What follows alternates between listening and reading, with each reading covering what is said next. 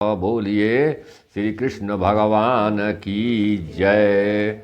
तुलसी महारानी की जय। सूत जी कहने लगे, इस कथा को श्री कृष्णचंद्र जी अपनी अत्यंत प्यारी सत्यभामा को सुनाकर स्वयं संध्या करने के लिए अपने परम रम्य राजभवन में गए। ऐसे माहात्म्य संपूर्ण पाप विनाशक विष्णु भगवान को अतिशय प्रिय मुक्ति तथा भुक्ति प्रदान करने वाला कार्तिक मास है।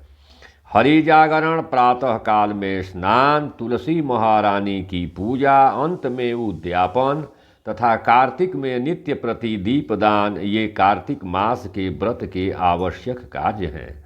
इन पांचों व्रतों से जो प्राणी कार्तिक मास भर को पूजा करता है वह भुक्ति तथा मुक्ति दोनों फलों को प्राप्त करता है। ऋषिगण हाथ जोड़कर बोले कि विष्णु भगवान का प्रिय, अधिक फल को देने वाला, शरीर के रोम रोम को प्रसन्न रखने वाला कार्तिक मास के विचित्र महात्म्य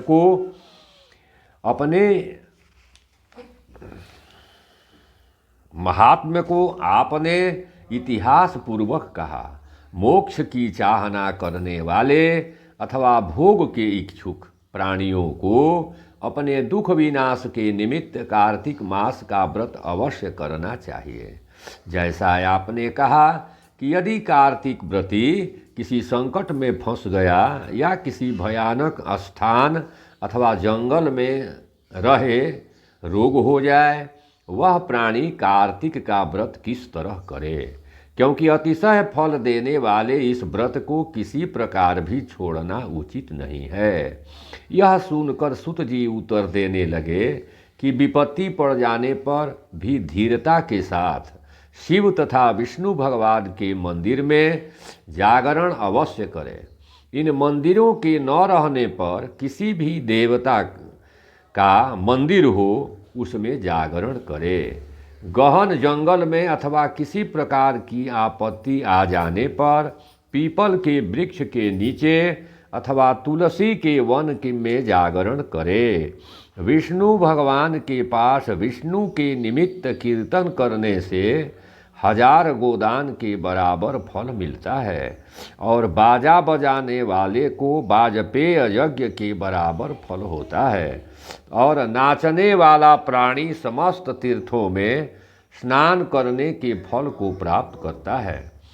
किसी एक आपत्ति में पड़ जाने से अथवा रोगी हो जाने से यदि कदाचित जल भी न मिल सके तो केवल विष्णु भगवान के नाम मात्र से मार्जन ही कर ले।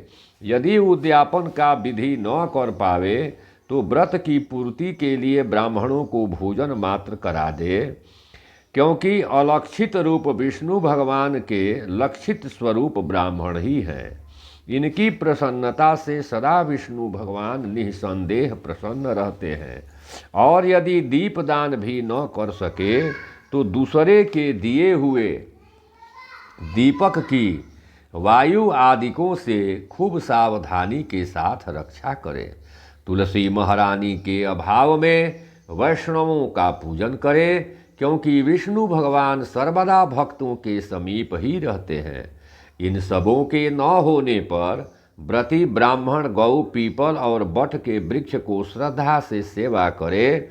शौनक आदि ऋषिगण कहने लगे कि आपने गौ तथा ब्राह्मणों के सदृश पीपल और बर के वृक्ष को बताया है, तो सब वृक्षों में ब्राह्मण सदृश पीपल और बर के वृक्ष क्यों माना गया है? सुत जी कहने लगे कि पीपल का वृक्ष साक्षात विष्णु भगवान हैं, बरगद का वृक्ष साक्षात शिव और पलाश का वृक्ष साक्षात ब्रह्मा है।